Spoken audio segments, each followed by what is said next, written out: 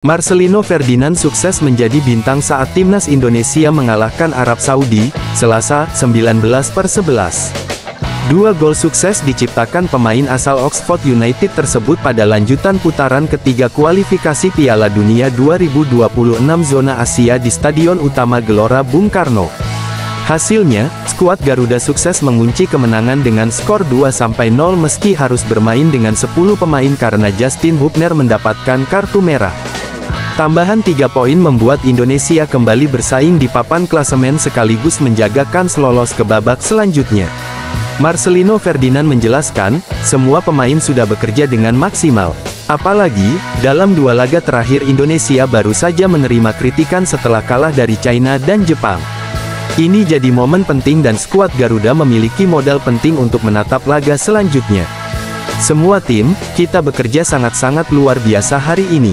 Kita deserve sekali mendapatkan kemenangan semua ini, kata Marcelino Ferdinand. Pemain berusia 21 tahun ini juga memberikan apresiasi kepada supporter yang terus memberikan dukungan.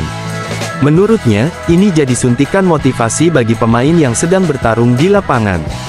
Saya sangat terima kasih semua, seluruh dukungan dari Indonesia. Terima kasih sudah mendoakan kita dan selalu support kita, terima kasih. Lanjutnya, Marcelino menambahkan, ini hasil dari evaluasi yang terus dilakukan oleh pelatih. Termasuk kekalahan menyakitkan saat mereka menjamu Jepang pada Jumat lalu. Semua pemain datang dengan motivasi tinggi untuk bisa menebus hasil tersebut dan mengunci kemenangan atas Arab Saudi. Misi ini kemudian berhasil dan ini jadi kemenangan perdana Indonesia di babak kualifikasi Piala Dunia 2026. Kita mengevaluasi kekalahan melawan Jepang.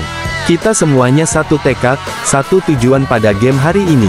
Kita akan mati-matian di lapangan untuk Indonesia, tutupnya, kita semuanya satu tekad, satu tujuan pada game hari ini. Kita akan mati-matian di lapangan untuk Indonesia, tutupnya. Baca juga, update ranking FIFA Timnas Indonesia usai kalahkan Arab Saudi. Selanjutnya, Indonesia akan bertandang ke markas Australia pada Maret tahun. Mereka juga akan menjamu Bahrain di bulan yang sama. Terdekat, skuad Garuda akan bertarung di ASEAN Cup 2024 mulai awal Desember tahun ini. Pelatih Timnas Australia, Tony Popovic, tetap yakin dengan peluang timnya lolos langsung ke Piala Dunia usai ditahan imbang Timnas Arab Saudi. Putaran ketiga kualifikasi Piala Dunia 2026 zona Asia kembali digelar pada Kamis tanggal 14 November tahun 2024. Salah satu pertandingan menarik datang dari grup C, di mana big match antara Timnas Australia dengan Timnas Arab Saudi tersaji.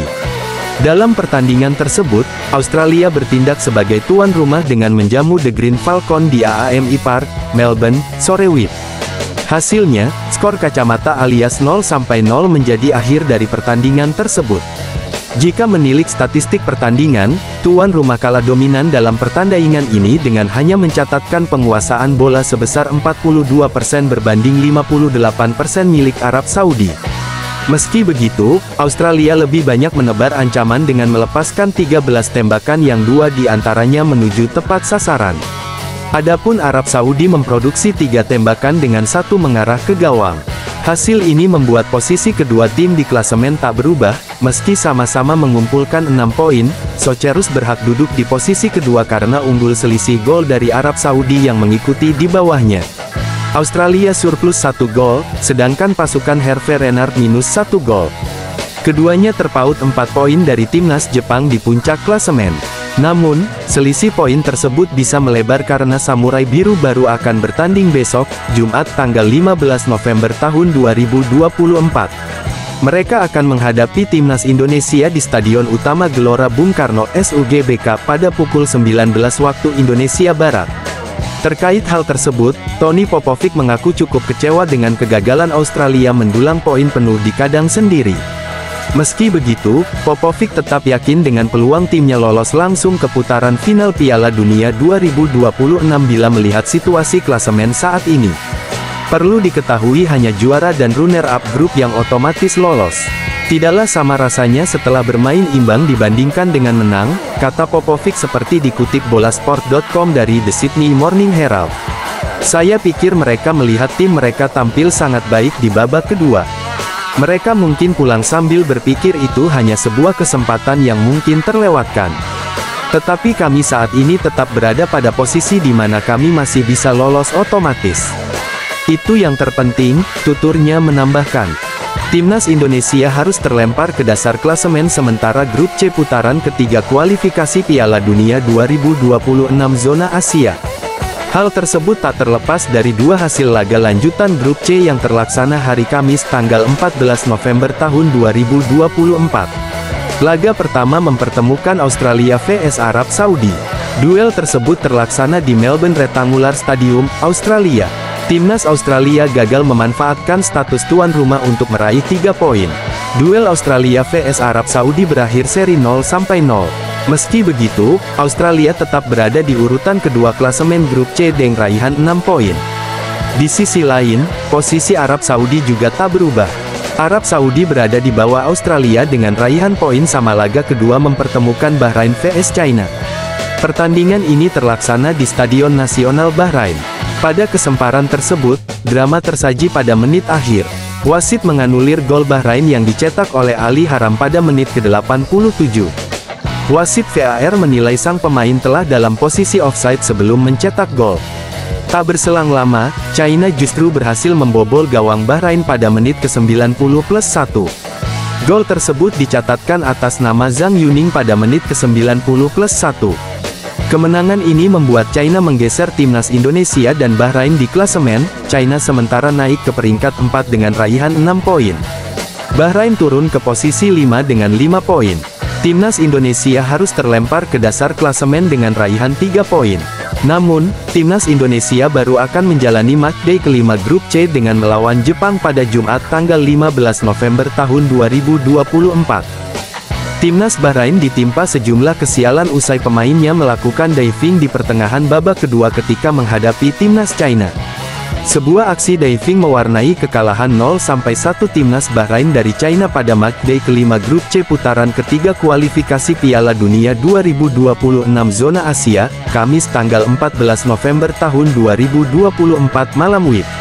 Aksi itu dilakukan oleh gelandang Bahrain, Mohamed Marhoun, saat laga masih berjalan imbang 0-0. Pada menit ke-58, Marhoun melakukan sandiwara dengan menjatuhkan diri saat mencoba melewati hadangan bek sayap China, Zheng Xiangyang, di dalam kotak penalti. Tujuan si playmaker berusia 28 tahun melakukan aksi tersebut apalagi kalau bukan mencari penalti. Namun, trik Marhoun gagal mengelabui wasit Adam Mahatmeh. Wasit asal Yordania itu menyatakan Marhoun melakukan diving. Namun, sang pengadil lapangan hanya memberi Marhoun peringatan meskipun sempat didesak para pemain China agar mengeluarkan kartu kuning. Setelahnya, Bahrain ditimpa sejumlah kesialan. Dimulai dari gol mereka yang dianulir pada menit ke-87. Ali Haram sempat mencetak gol dengan memanfaatkan umpan terobosan Abdul Wahab Al-Malut. Gol tersebut kemudian dibatalkan VAR karena terjadi offside pada prosesnya. Setelah gol dianulir, Bahrain malah kebobolan di masa injury time, tepatnya pada menit ke-90+1. Zhang Yuning meneruskan umpan silang Wang Haijian untuk membobol gawang Bahrain. Nahas bagi Bahrain, setelah gol dianulir dan kemudian tertinggal, mereka juga harus bermain dengan 10 orang pada menit ke-90+9. Walid Al-Hayam menerima kartu merah langsung karena pelanggaran keras terhadap Wang Zimi. Hasil ini membuat posisi Bahrain di klasemen turun ke urutan kelima. Tim berjuluk Muharabi Dilmun itu mengoleksi 5 poin dari 5 pertandingan, sementara itu, China naik ke peringkat 4 dengan 6 poin dari 5 laga. Mereka hanya kalah selisih gol dari Australia dan Arab Saudi di posisi 2 dan 3. Selanjutnya, Bahrain dijadwalkan berhadapan dengan Australia pada matchday ke-6. Bahrain akan bertindak sebagai tuan rumah dengan menjamu Socherus di Stadion Nasional Bahrain. Duel tersebut bakal digelar pada Selasa tanggal 19 November tahun 2024 waktu setempat atau Rabu pukul 1.15 waktu Indonesia Barat.